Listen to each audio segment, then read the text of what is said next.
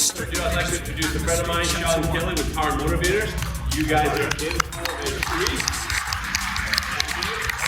a treat. No, not too high. But I always say one of my favorite things is we're not in a car business, we're in a people business.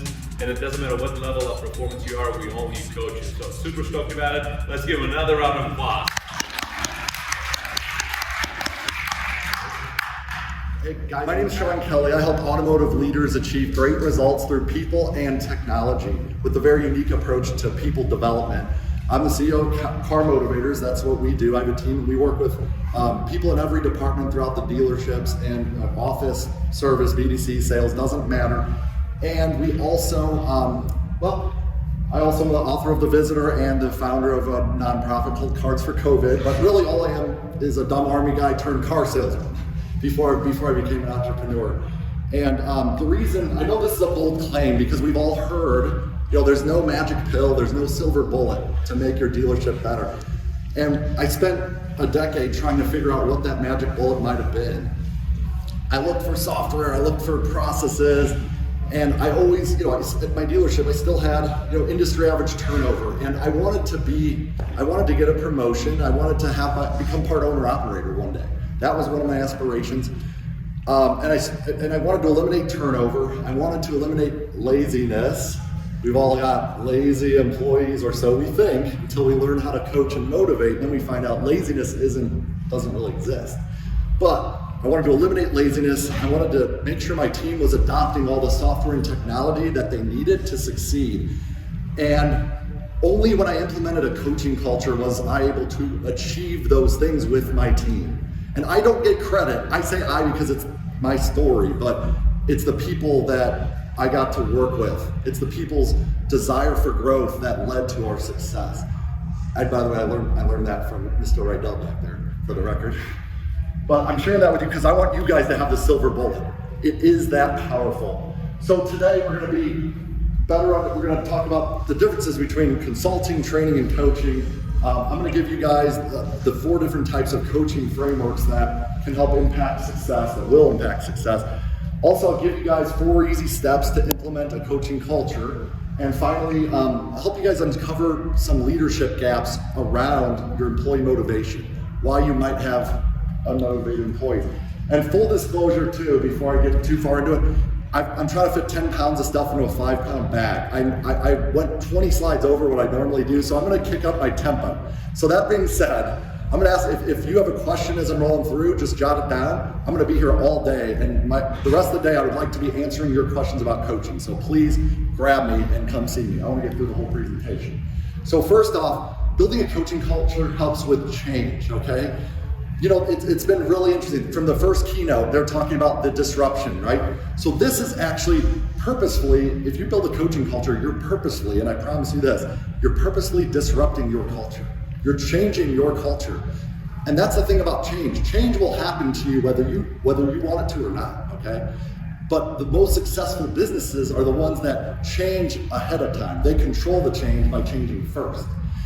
And when you think about these, David versus Goliath analogy that we were mentioning yesterday as it related to change, what's the Goliath? The big multi-store groups, right, that we're competing against. I mean, they've got more money, more resources. A lot of these multi-store groups have figured out by letting each individual store have its own autonomy, they can change rapidly. So they're not really, these large groups are, maybe competitors, some of you little guys, but bottom line, what you gotta understand is they can change rapidly too. So, you need to be able to change your culture and your team rapidly and be proactive at driving change. Building a coaching culture will help with that. And by the way, for your entertainment, Kelley helped me make my slideshow here. And we made a nice Halloween theme since it's like October. So anyways, also complacency. You guys, success is a lousy teacher. And we've all been pretty successful over the last 18 months to 2 years. And I mean, think about the salespeople that just started working in the business for the last year. Like they think they know what closing is. We'll see, we'll see what happens when the time comes. Point is, we've all gotten comfortable. Coaching helps people stay growing, stay out of your comfort zone because growth only happens outside your comfort zone. So when you have a coaching culture, everyone can candidly, positively, and caringly challenge each other to grow. And that's the second thing that having a coaching culture will help you with. And the third thing is disengaged employees. How many of you guys have heard of the quiet quitter movement? Okay, a lot of you guys have heard of the quiet quitter. Man, if you haven't Googled that, it's appalling to me. I can't understand it. But what it boils down to, it's just a bunch of disengaged employees that want a better work-life balance. So coaching will drive having a coaching culture will drive massive employee engagement, and you won't have to worry about quiet quitters anymore. So that's what I'm excited about. Now, before we get into it, I really want to make sure everyone has a good definition of what good coaching is. And there's a lot of blurred lines in the industry, a lot of trainers calling themselves coaches and things like that. So I want to make sure that everyone understands the difference, because that's what I found is the hardest part about selling coaching to dealers, is that they're like, well, what's coaching? And I was no different. When I started learning about coaching, it was like, wow, this is way different from training. So do you need a consultant, do you need a trainer, do you need a coach? So here's kind of just some of the differences. Consultants are going to do the assessment. They're going to come and they're going to analyze. Maybe you're not getting the results and you don't know why. They'll look through your data and figure your stuff out. Maybe you want to add software or processes and you're not sure if you should or shouldn't. A consultant can help analyze and figure that out.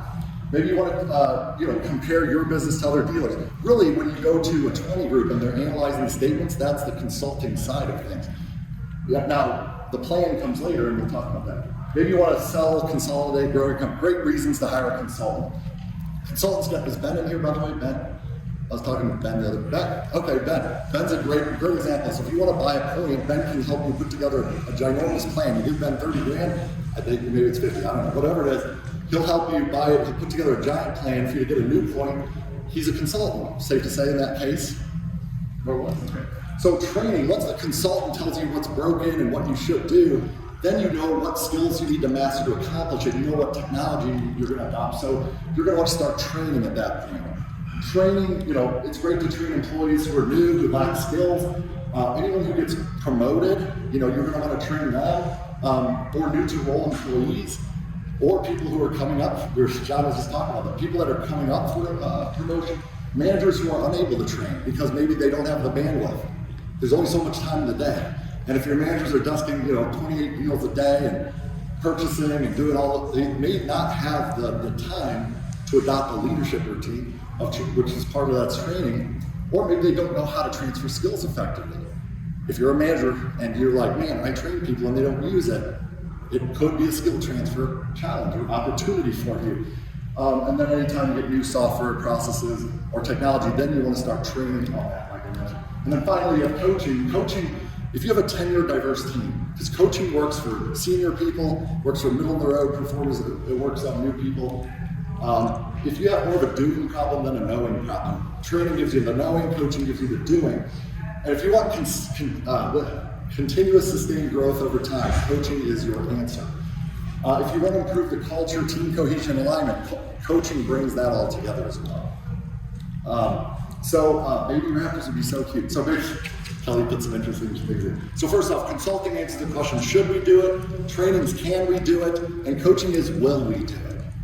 That's what it boils down to oversimplify the three. So this is I hate to be that guy that quotes himself, but anyways, my team made this slideshow, so I'm just gonna go with it. A 20-car sales manager, so if I have the skill to sell 20 cars a month, and I've got a 30-car guy working for me, I can't train him to sell 40 cars a month. I can't train her to sell 60 cars a month, but I can coach them later. I have the honor of coaching Nick Saban. He's a football guy. You guys, I don't know much about football. He makes fun of me for the record. But Nick Saban, a lot of people don't know this. He's got 5 dealerships, Highlines. I get to coach his team. It's an absolute honor. But it's kind of interesting because Nick Saban's not running the plays. He's not on the field playing. He can't outplay his players, right?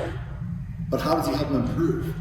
Coaches them up. Every pro athlete has a coach on the sidelines watching them play the game. How many guys are professionals? Consider yourself a pro. Raise your hand, come on, don't be bashful. Okay. Now, keep your hand up if you consider yourself a pro, but you don't have your own coach. Guys, listen, every pro athlete has a coach. If you're a pro, who's your coach? Think on that. All right, think on that. All right, employee motivation. All right, this is an interesting topic. The reason I put that little transaction there, that receipt, is because here's the mindset I want you guys to adopt that's going to help you with this whole process of creating a coaching culture. But every time a salesperson comes to the desk and the manager tells them what to do, and then goes and saves the deal for the salesperson and doesn't coach them through it, you're robbing that employee of their ability to learn and grow. And that's the difference. So think on it. Did I make a deposit? Did I make this person better? Or did I lower their value? And with employee motivation, after years of failing and having a lot of turnover, but I did one thing right. I interviewed, before coaching, mind you, I interviewed every employee that I lost, and I asked them, why'd you leave? What reasons? And what I noticed is all these reasons started to be reoccurring themes, and I used that, and I created it's a cultural assessment is what it is. It's called the Inspired Satisfaction Survey. And what it does is it measures on the x-axis of employee motivation needs, are those being met? And on the y-axis, it's success perception. That's where your financials come in, your work-life balance, things like that. So with this survey, we've learned so much, and I'm gonna share some of those insights with you. And that'll tie in. So this is a picture I took yesterday, because on the main stage, the keynote speaker was talking about how, maybe you should we listen to our customers, but you listen to them and it doesn't help. And then you should we understand it's better to understand your customers. You guys, employees are just like customers. Business goes where it's valued and stays where it's appreciated. Your employees are the exact same, okay? So how do we make people feel valued and appreciated? First off, listening to people, right? I mean, we've all heard that saying. So if I listen to you, if I know what you want and I'm constantly trying to help you get it, then do I care about you? And that's the opportunity here. If you ask, here's what you can do. Ask yourself or your management team, who on our team wants to accomplish what? What does Bob want to accomplish in his career? What does Susie want to accomplish in her career? What's her vision for success look like? If they don't know, then they're just managing. It's that simple. Because I'm just trying to help you sell a car so I can make money. I'm just trying to help you get your ELR up so we can make money. It's not about helping you get bigger. Second is, people won't trust your advice until they believe you understand their unique situation. So we need to listen to our people and we need to understand their unique situation before we can give value. And finally, you can't meet someone's expectations until you learn them. Expectation is a two-way street. What I see is in the industry as a whole is expectations flow from the top down, right? It's like do this, do that, because I'm your boss, I said so. When do we ask our employees what their expectations are of us as a leader? Some great questions you can ask. How often do you want to sit down with your manager and have a one-on-one once we hire you? What skills would you want me to teach you? What are your expectations of me as a leader? Those are a few of my favorites to learn your employees' expectations. And if you learn your employees' expectations and then you go to meet them, it changes the game. Quick story, Paul Jr., one of his managers, Melissa, she was struggling because she worked with this team for a long time. And when she first became a manager, she's like, Sean, help me become their leader instead of their friend. And we coached on how to learn expectations. And as a result, she found out one of her employees wanted to spend more time with his family, and he had never sold 25 cars, whatever the number was before. And she's like, if you hit this number, I'll give you an extra day off. So he did it. He set up his own personal record just to get that extra weekend off. And the best part was the next coaching come I had with him, he said, Sean, we have to make sure Melissa's happy. I want coaching on that. How do I help her? You guys, the law of reciprocity applies to the success of your dealership. What that means is if we invest in our people, if we pour into them as leaders, they'll invest back into us. That's how we get buy-in around everything we need to do. But we often go for the deposit. We go for the withdrawal, but we haven't yet made the deposit. And that's what creating a coaching culture does. So when I talk about employee motivation needs, and I just had an Army get together with all my old Army buddies. And we were looking at pictures and I was like, man, I need to weave this into my slideshow. So I'm gonna breeze through these. But basically, when it comes to employee motivation requirements, some managers are like, oh, that's mushy stuff. That's weak. And to that I say, well, that's what got my team and I through, a 14-month combat zone deployment in Iraq. So I'm going to share with you these motivation requirements that are part of the Inspired Satisfaction Survey and how they, you can apply them to the car business. So it's not mushy stuff. First off, care. Does my manager value me? That's me. I wish I still looked like that. That'd be bad. You guys would all be listening to me even more. But does my leader care about me? Am I more than a number to my leader? Okay. Second is purpose.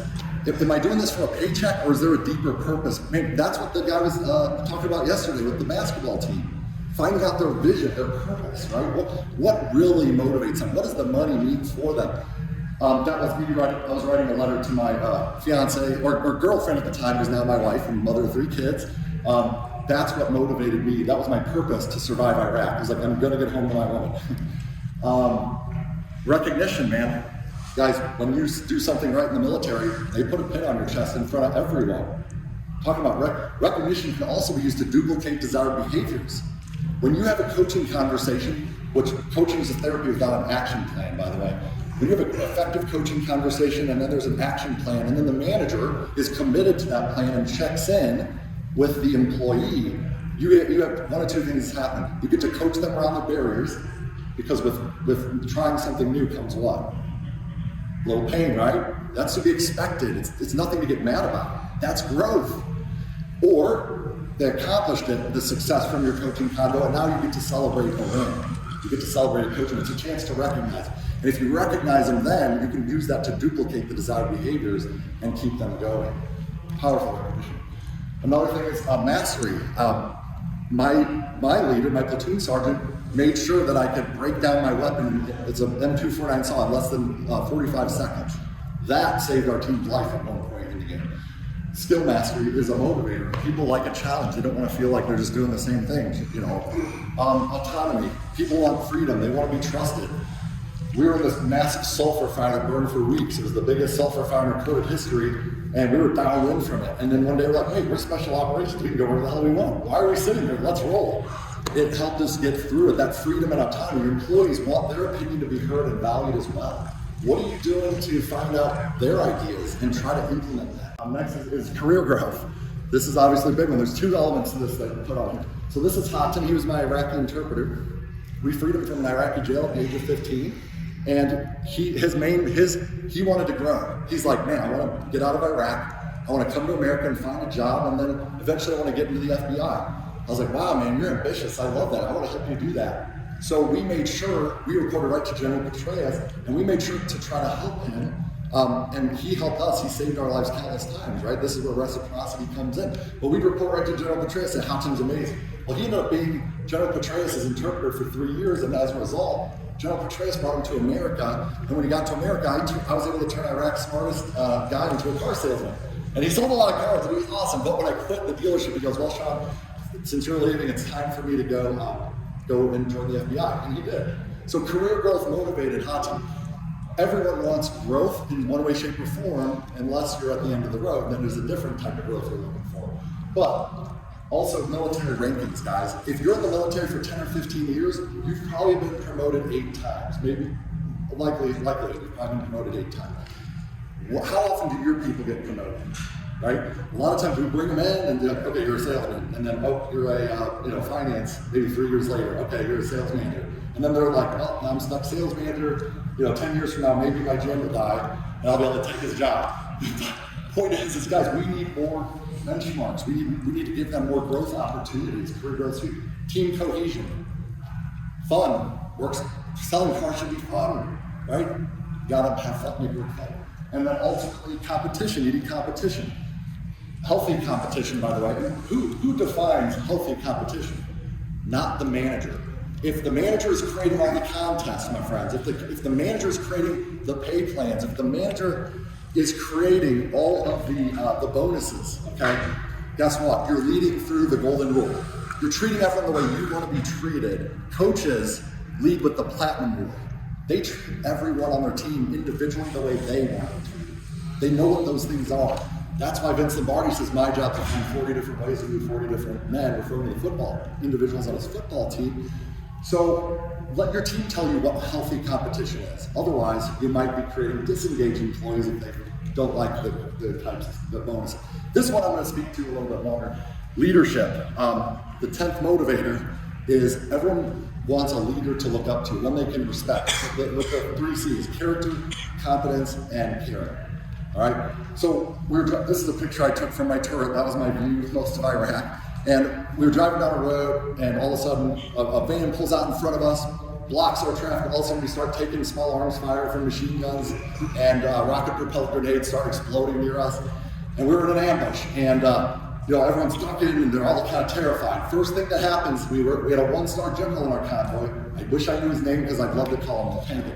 He gets out of his Humvee, and he starts walking up and down the firing line. He's like, "Don't worry, I called the Apaches. They're going to take out that building." He's like, "You guys, fire there, you guys." And he's walking up and down the firing line, putting his life at risk for his people. A great coach they model the behavior they need to see in their people, and they show their people by leading through example. And the 3 C's, character, competence, and caring, all get accomplished by doing what leadership activities? Anyone guess? Listening. Absolutely. Coaching accomplishes all 3 of these. So if you want to raise your stock and be the best leader for your organization, your people, you've got to learn to coach. Who's taught you to coach? What professional has taught you how to coach? Because I tried reading books on it and then trying to coach. That's like reading a manual on how to fly the Boeing 747 and then going and doing it. Just so you know. I hired a coach to teach me how. I still work with him today, by the way. All right, so those are the 10 motivators. And what's interesting is this. From our Inspired Satisfaction survey, now, caveat to this, is that good training can meet these needs, okay? Again, if you're weaving recognition in your training, it'll meet that need. Poor training may not, just like poor coaching won't meet those needs. If you ask someone, hey, one of the first questions I'll ask someone when I start coaching is, have you ever had a coach before? What was the experience like? And it's crazy how many people go, oh, I hate coaching. Why, what the hell happened? My manager would call me in the office like, "Oh, it's time for your coaching." You screwed that up. What the hell's wrong? That's not coaching. So, point is, good training, good coaching. So, being fulfilled, finding that purpose comes from coaching. So, interesting factors there. And here's another correlation. So, we take all this data from the people we do the surveys with throughout all different dealership departments, and there's an interesting correlation. If you're in the top right, then the culture's strong, and all those motivators are being met. Okay, if you're in the right side. If you're on the bottom left, that means it's frustrated disengagement is what we call that. Those people, what's interesting, these people generally say they're not being coached or they're not getting good coaching. These people are getting more coaching more frequently and better coaching. And these people down here have over a 90% chance to quit your business within 60 days. You want to, if any of you guys have turnover in the shops, or you want to make sure you retain your techs, but you're like, man, we can't pay them more. If you got that situation going on, understanding these motivation needs is literally half of the equation as it relates to employee retention. Yeah, pay and success perception is the other half, but this is half of it. Think about that. So who should I coach? Employees tested for who's been tested for competency. That's when, if you've trained someone and then you've seen them do it, they can execute. Now it's time to coach them. Middle and top performing veterans. That's right, senior leaders, think about this. Would you rather have a 20% gain from your top service advisor, 20% gain from your top sales consultant, or 20% gain from your bottom? What's a bigger ROI? Coaching gets through your top performers, good coaching. Anyone wanting career growth? Bottom performers, coach them up. All leadership, we give executive coaching to every leadership because it's lonely at the top. And it's tough. Some of the things you can't say to your team, you can say all that to your coach and sort of confidence. Okay, 4 types of coaching. Focusing on the process and the result takes care of itself. So this is an interesting concept.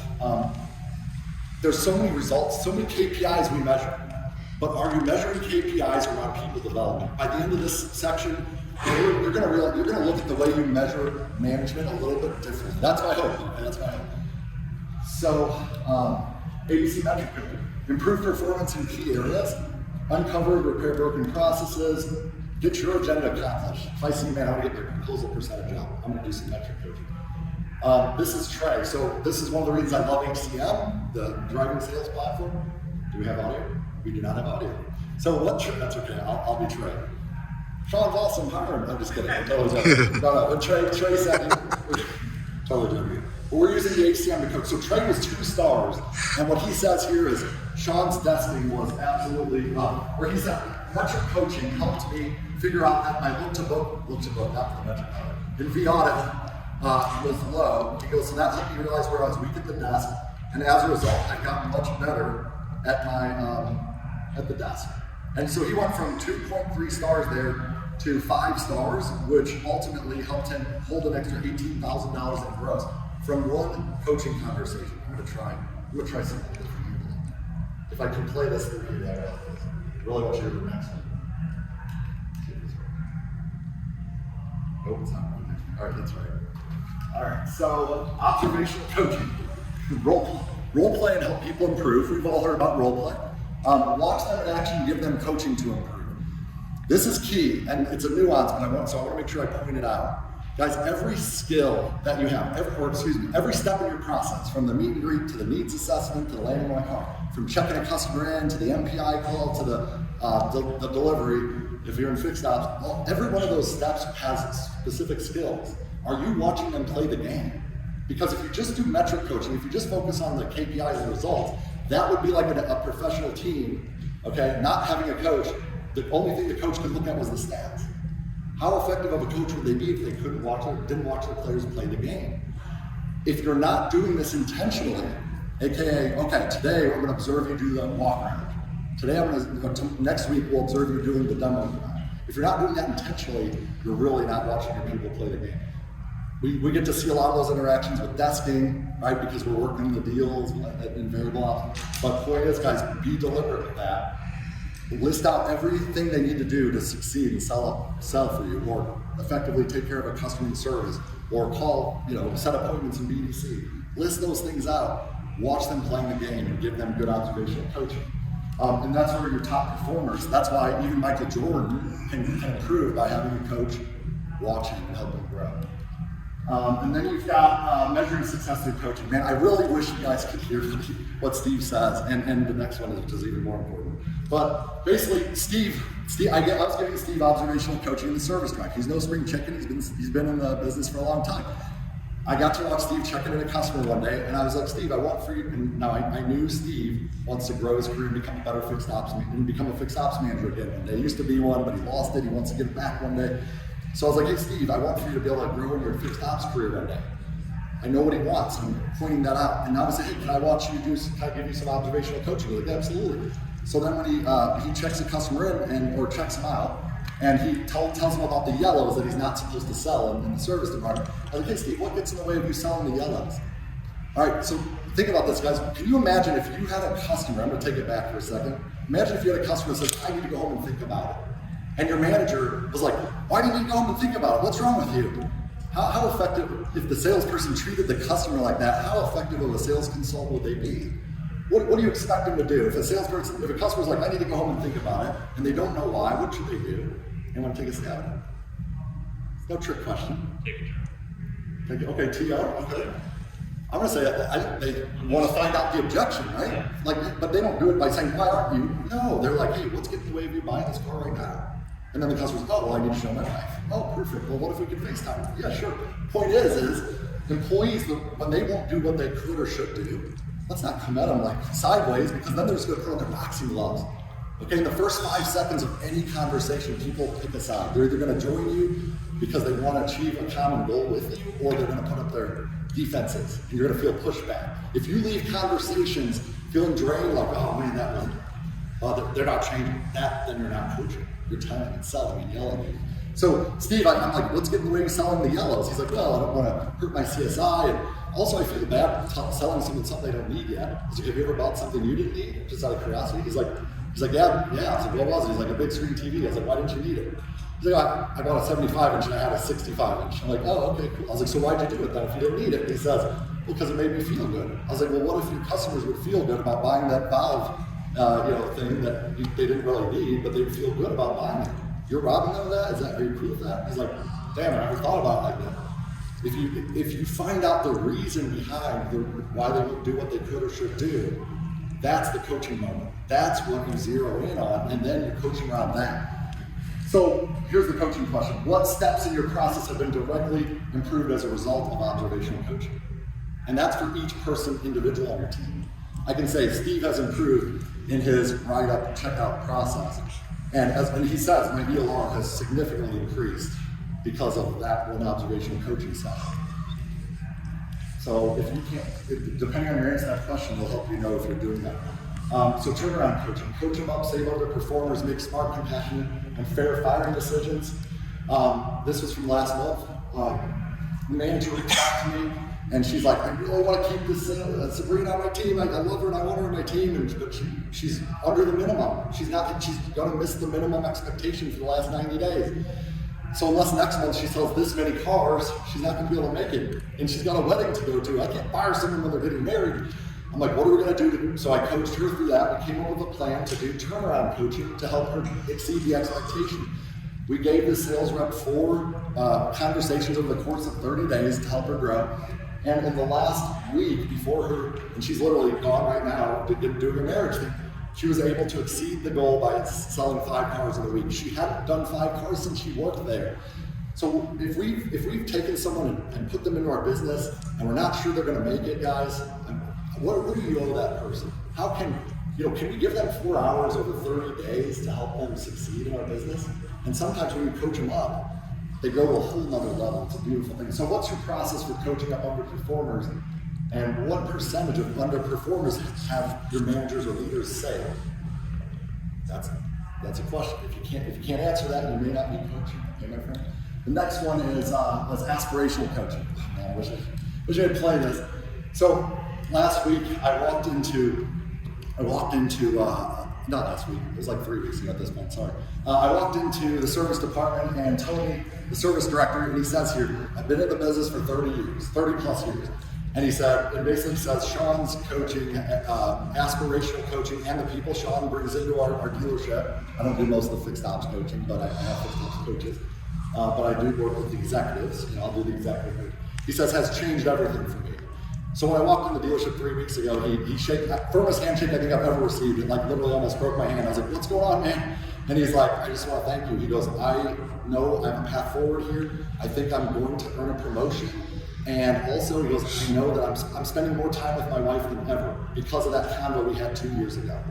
He's like, I can't believe what I've accomplished in 2 years. And anyway, so aspirational coaching, this is how you measure your leadership, all right? How many personal and career goals have you helped the individuals on your team accomplish their aspirational coaching? That's a measurable KPI, right? Tony becomes fixed ops director of 2 stores, coaching him.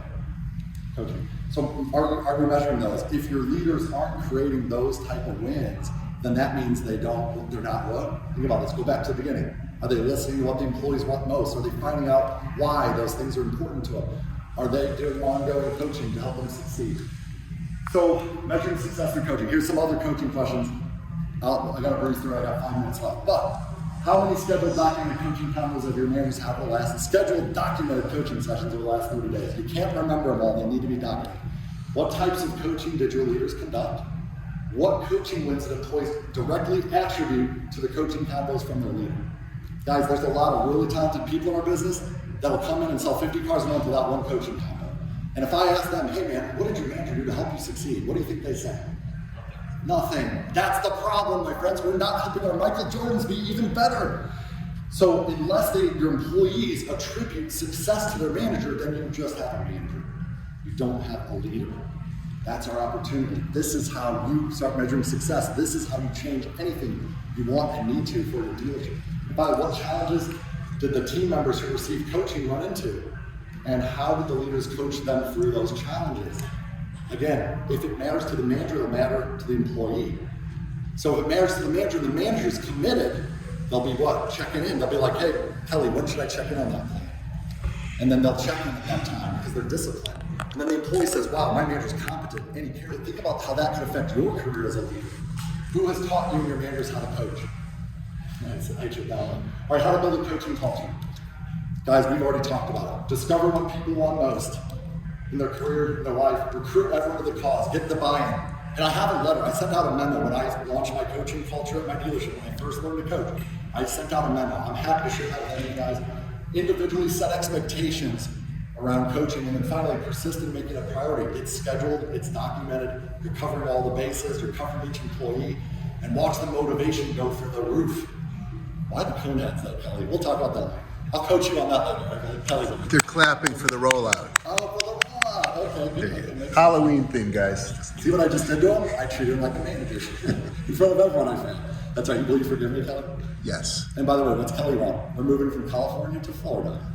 And you should also, another thing, you should never share your employees' personal goals with a room full of strangers. They probably don't. I know a few. I know a few of them. You said I We're could do good. it. Now we're good. All right, so dealership coach first manager. So here's another, you're gonna wanna take a picture of this one, or I can send you the slide deck.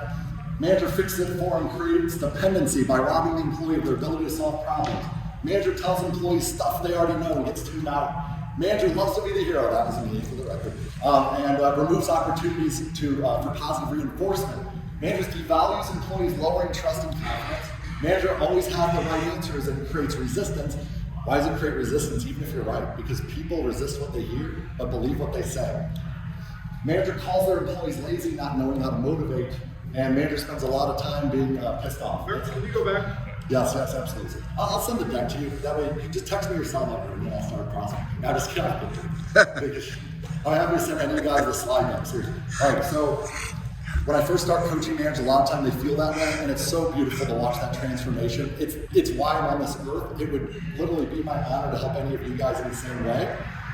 So I've got a QR code at the end of this. I want you to scan, and you can literally book a call with me. I'll give you a free call sometime within the next 3 to 6 months. Seriously, because we're booked like that far out. But I will have a schedule and give you a coaching call. I mean that from long term. Coach knows what each employee wants most, moves them towards it. Coach asks them questions and seeks to understand and collaborate. Coach empowers the employee to solve problems, training them to think instead of trying to get them to change or memorize facts. Coach identifies the missing puzzle piece and gives targeted advice because they ask good questions. Coach schedules a check-in for accountability and support. Coach supports the employee by coaching them around the obstacles. And finally, coach helps the employee, creates coaching win and recognizes them. Makes them the hero. That's what it's all about. For Halloween, we dressed up as car salesmen one year. I thought that was kind of fun. So, coach spends a lot of time feeling very fulfilled, man. Guys, last thing I'll share with you guys, and I'll be done in 3 minutes or less, I promise. So back in December, about 10 months ago, I almost died. And it's interesting when you're close to the end, how your rearview mirror all of a sudden becomes bigger than your windshield, and all you can do is look back. And when that happens, you get to realize what's really important in life and in business and everything. And at one point, my wife had posted on Facebook, "Hey, my husband just went to the hospital with severe COVID pneumonia," and then the messages that I got when I woke up in the hospital and I was able to get my phone back, I started reading from all the amazing people in the lives that I'd been able to touch. It let me know what really matters. And guys, one day you're going to be at the end, and you're going to remember all the lives you had a chance to touch, okay? And what you did with that opportunity will matter. So I want to leave you this last thing, which is every person you get to manage is a person that you can also lead. There's a big difference between managing someone and leading them, and don't squander those opportunities. That's what matters. Guys, thank you so much. I love you guys so much.